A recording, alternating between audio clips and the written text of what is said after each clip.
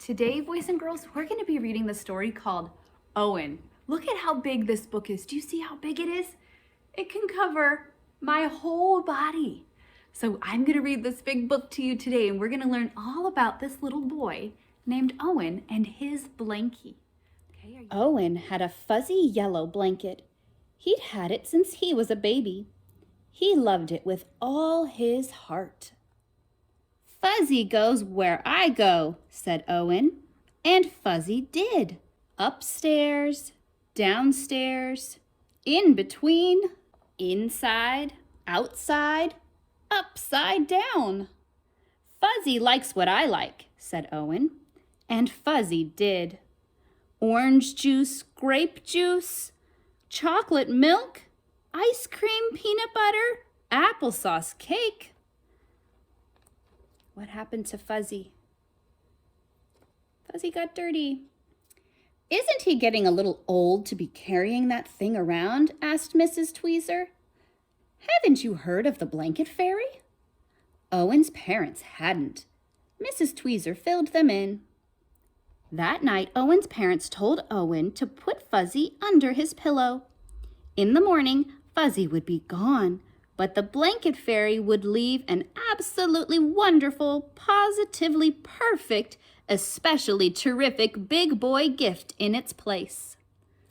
Owen stuffed Fuzzy inside his pajama pants and went to sleep.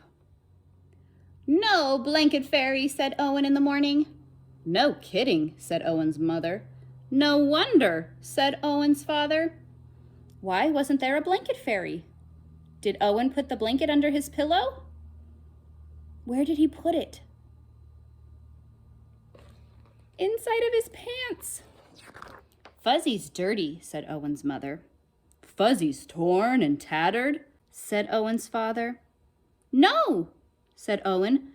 "Fuzzy is perfect." And Fuzzy was. Fuzzy played Captain Plunger with Owen. To the rescue! Fuzzy helped Owen become invisible. Bet you can't see me. Actually. And Fuzzy was essential when it came to nail clippings and haircuts and trips to the dentist. "Can't be a baby forever," said Mrs. Tweezer. "Haven't you heard of the vinegar trick?" Owen's parents hadn't. Mrs. Tweezer filled them in. "What do you think the vinegar trick is?" What are they going to do? When Owen wasn't looking, his father dipped Owen's favorite corner of Fuzzy into a jar of vinegar. Owen sniffed it and smelled it and sniffed it. He picked a new favorite corner. Then he rubbed the smelly corner all around his sandbox, buried it in the garden, and dug it up again. "Good as new," said Owen. Fuzzy wasn't very fuzzy anymore, but Owen didn't mind. He carried it and wore it and dragged it. He sucked it, he hugged it, and twisted it. "What are we going to do?" asked Owen's mother. "School is starting soon," said Owen's father. "Can't bring a blanket to school," said Mrs. Tweezer. "Haven't you heard of saying no?" Owen's parents hadn't. Mrs. Tweezer filled them in. "I have to bring Fuzzy to school," said Owen. "No," said Owen's mother.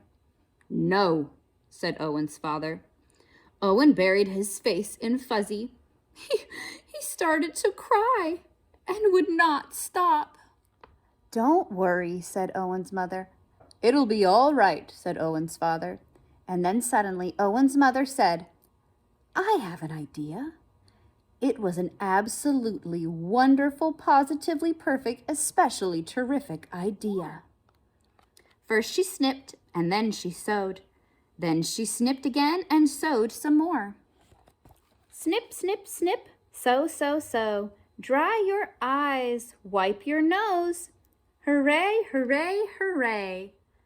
Now Owen carries one of his not-so-fuzzy handkerchiefs with him wherever he goes.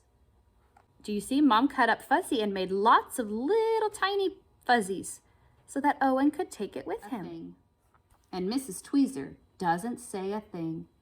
Look, she has a handkerchief too.